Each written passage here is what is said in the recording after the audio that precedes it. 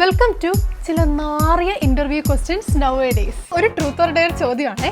ചേച്ചിയുടെ ആദ്യത്തെ കുഞ്ഞ് മരിച്ചുപോയതിന്റെ വിഷമം ഇപ്പോഴും ഉണ്ടോ? അയ്യോ ചേച്ചി കരയല്ലേ കരയല്ലേ, ഞാൻ സോറി പറഞ്ഞല്ലോ. സോറി പറഞ്ഞ എന്ത് തെണ്ടിത്തരം പറഞ്ഞാലും ക്ഷമിക്കാമല്ലോ അല്ലേ? സോറി. ന്യൂ മൂവിയുടെ റിലീസ് ഡിസംബർ 18-നാണല്ലേ? അപ്പോൾ ഈ അവസരത്തിൽ ഡിവോഴ്സ് ആയ ഹസ്ബൻഡിനെ കുറിച്ച് എന്താണ് പറയാനായിട്ടുള്ളത്? കൂടെ അഭിനയിച്ചിട്ടുള്ള ആ നടിയായിട്ട് നിങ്ങൾ തമ്മിൽ നല്ല കെമിസ്ട്രി ഉണ്ടെന്നുള്ളത് എനിക്ക് ഉൾപ്പെടെയുള്ള എല്ലാ ഓഡിയൻസിനും അറിയാവുന്ന കാര്യമാണ്. ആ കെമിസ്ട്രി എന്തെങ്കിലും ബയോളജി ആയിട്ടുണ്ടോ?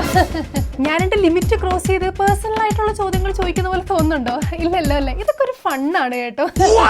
ഈ ഡിവോഴ്സസിന് ശേഷം വേറൊരു കല്യാണ ജീവിതത്തിലേക്ക് സന്തോഷകരമായിട്ട് മുന്നേറുന്ന ഈ ഒരു സമയത്ത് സ്വന്തം കുഞ്ഞി പുതിയ വരുന്ന ആളെ അച്ഛനായിട്ട് അംഗീകരിക്കുമോ നിങ്ങൾക്ക് തോന്നുന്നുണ്ടോ? അങ്ങനെ അംഗീകരിക്കേണ്ടി വരാതിരിക്കുന്ന സിറ്റുവേഷൻസിൽ കൊച്ചി ആറിന്റെ കൂടെ നിൽക്കുമെന്നാണ് തോന്നുന്നത്? അച്ഛന്റെ കൂടെയാണോ അമ്മയുടെ കൂടെയാണോ അതോ അച്ഛന്റെ കൂടെയാണോ അച്ഛന്റെ അമ്മയുടെ കൂടെയാണോ ആർക്കപ്പെടുത്ത് നിൽക്കുമെന്നാണ് നിങ്ങൾക്ക് തോന്നുന്നത്?